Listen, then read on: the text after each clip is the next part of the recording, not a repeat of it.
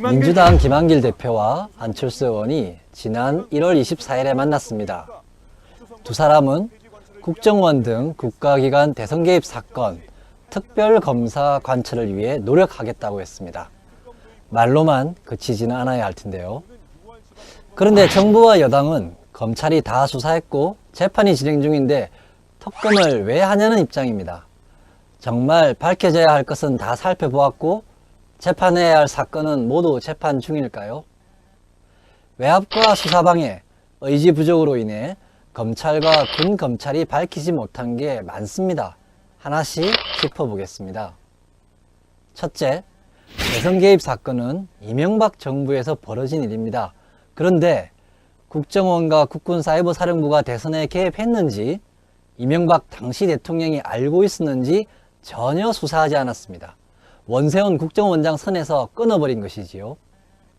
둘째, 검찰은 국정원 심리전단 소속팀 중에서 다음이나 네이버 같은 대형 포털을 담당했던 팀의 활동은 전혀 파악하지 않았습니다. 트위터나 작은 인터넷 사이트 담당 팀만 조사하는 데 거쳤습니다. 셋째, 국군사이버사령부의 대선 개입 사건을 수사한 군검찰은 어땠을까요? 군검찰은 이태하 사이버사령부 심리전단장이 사령관에게 매일 새벽마다 활동 상황과 계획을 보고했다는 것을 파악했습니다.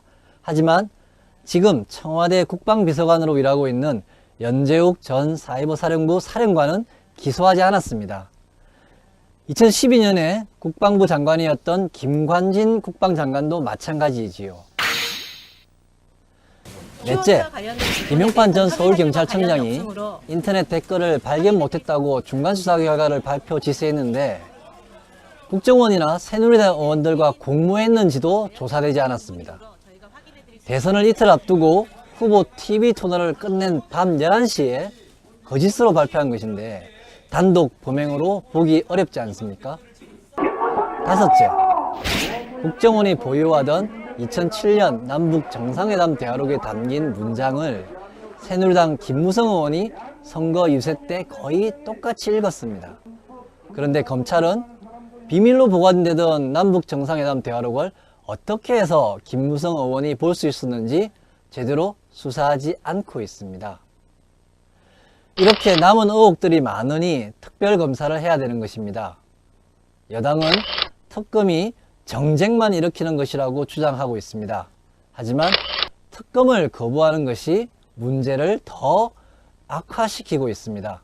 진상을 밝히자는 것을 거부할 이유가 뭐 있겠습니까? 고발 리포트 참여연대 협동사무처장 박근용이었습니다.